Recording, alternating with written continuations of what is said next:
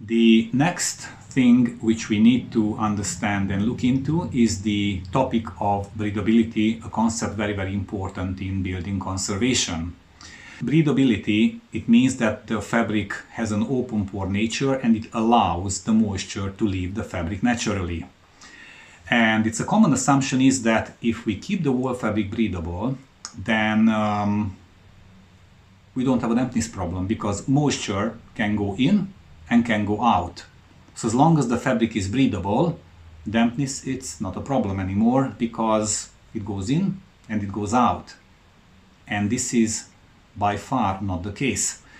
And the research what we have done on this front, it was actually quite interesting and it was an eye-opener to us. And I would like to cover some of these basics and demonstrate and show you why and what are the limitations of breathability, because there are additional mechanisms here at play which make breathability a limited dehydration mechanism. Breathability is controlled by two main variables. The first one are the moisture barriers. So what we have here is fundamental. We have a wall. If we make a wall fabric non-breathable by applying, for example, modern concrete or cement or plastic membranes or non-breathable paints on the surface, all these materials act as moisture barriers, which means that if we have an otherwise breathable vapor permeable wall fabric and we apply this moisture barrier on the wall shown in gray, for example a cement render on the wall, that's going to affect the movement of vapor, is going to make the moisture accumulate inside the wall fabric and is going to lead to dampness problems. This is very well known, it's very well documented. As a result, it's important that as part of the maintenance of all buildings to stay away from non-breathable materials or moisture barriers. However, an interesting part is here, we also have a concept called surface energies. Now, surface energies are tiny electrical charges inside the masonry. This is not something you add to the masonry like the moisture barriers, you know, that we put something, cement, render or plaster on the wall and you can remove it. No, surface energies are natively inside the building materials. Fundamentally all matter, pretty much anything, brick, stone or even plastics, whatever, all matter is made of pluses and minuses. As atoms and molecules are made of pluses and minuses. So all solid materials, they have some sort of surface energy or surface charges, are very tiny electrostatic-like charges which are available.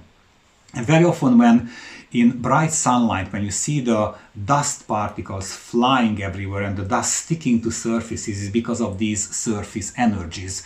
The solid materials, they attract these tiny light particles and they will attract it and they will make it cling with electrostatic charges.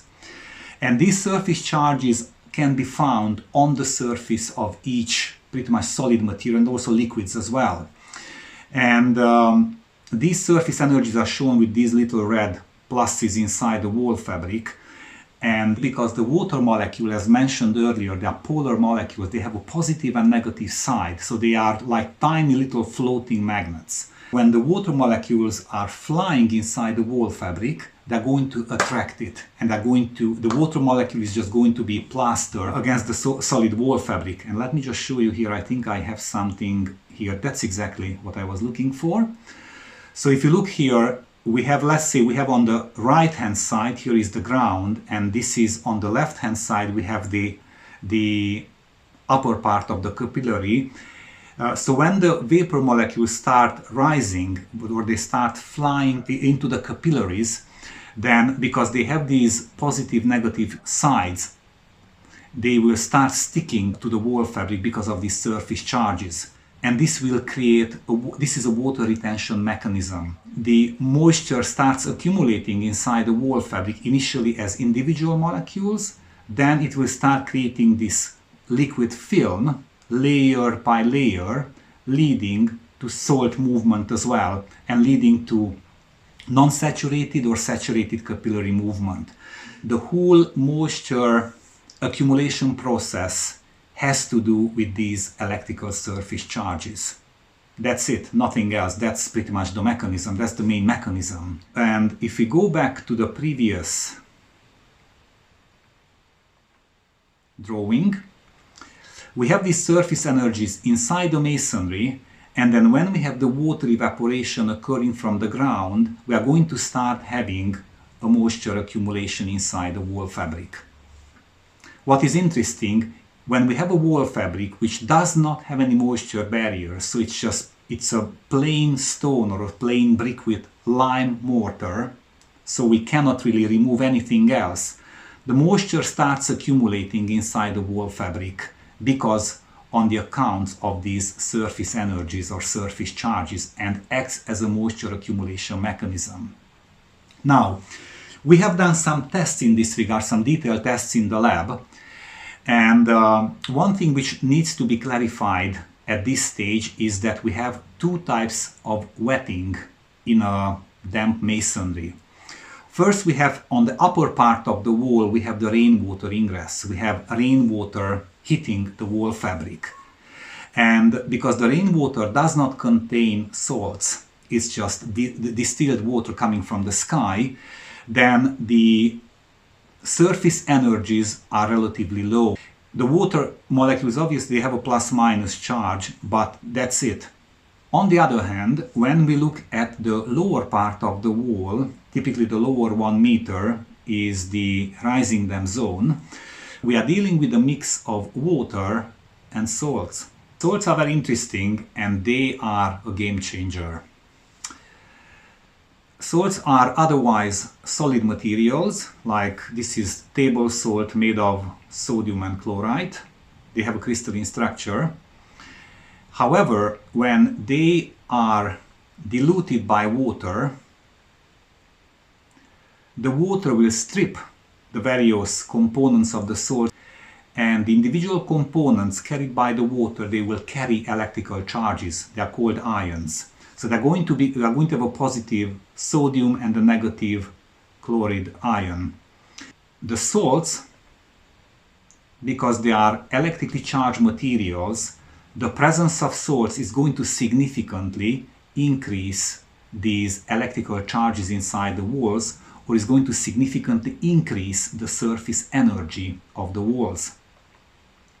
If we refer back here to this drawing here, or sketch, is we can see that the salt molecules are very, very large, and then because they possess electrical charges, they basically will retain a lot of water, they will cluster a lot of water, and the water which normally could fly back and forth and possibly detach itself from the capillary surfaces if the building is heated and ventilated. So despite of these surface charges, applying a bit of extra energy from outside once the wall is damp, for example, we have rainwater, we have these clean molecules which contain no salts, they actually end up in the building fabric temporarily, but once we start actually putting a bit of energy into the wall fabric, either by heating, solar energy, or by just ventilation, kinetic, mechanical energy, this will going to strip the water molecules from these charged surfaces,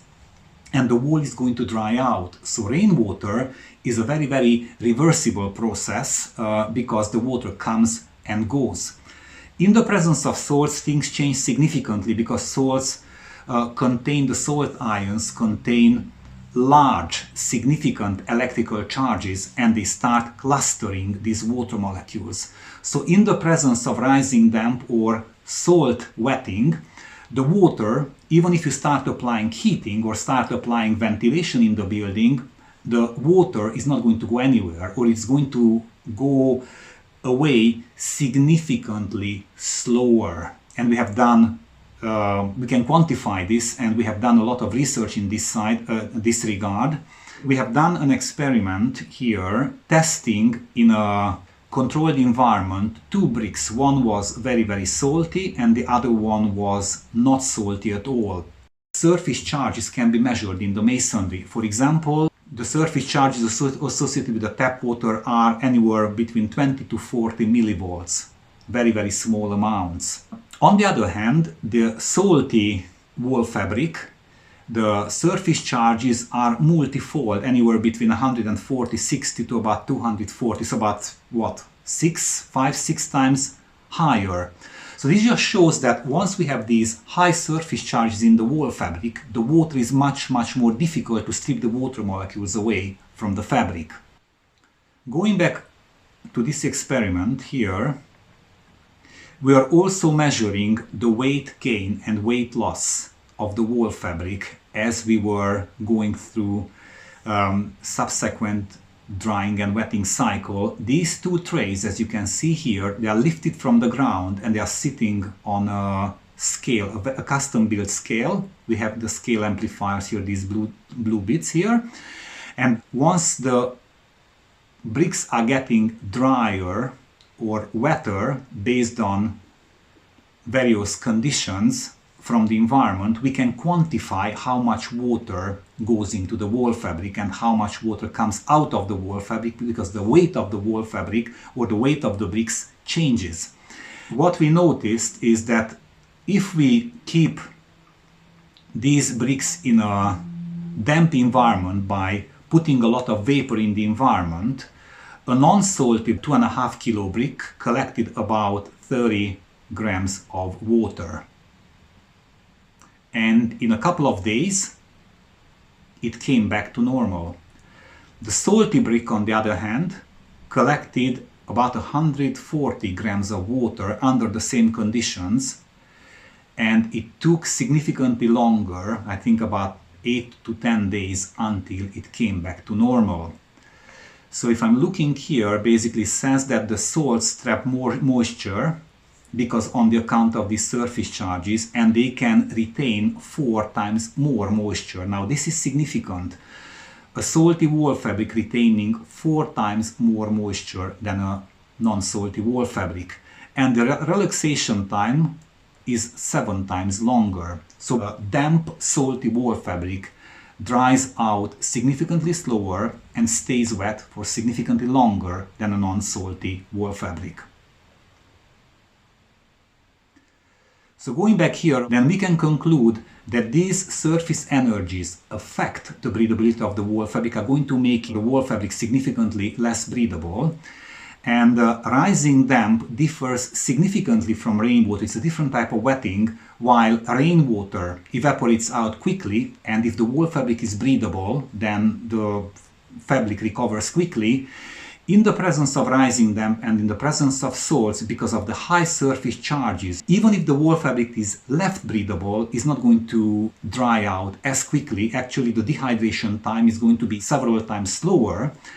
And then if you keep adding to this the ongoing moisture, because this is, we are talking about a real wall, not a lab, and the vapors keep rising from the ground and keep being trapped by these salts, it means that in the presence of rising damp, breathability alone is not going to do too much to the wall fabric.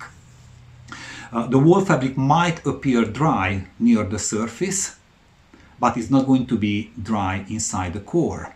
And when you remove the moisture barrier, for example, a cement plaster from the wall, yes, the water is going to pool here. You're going to get a lot of moisture here because the vapor movement is stopped. However, removing the moisture barrier, the cement from the surface, within a few days the surface is going to become dry, but under the surface, because of the surface charges, the wall fabric is still going to stay damp for a long time.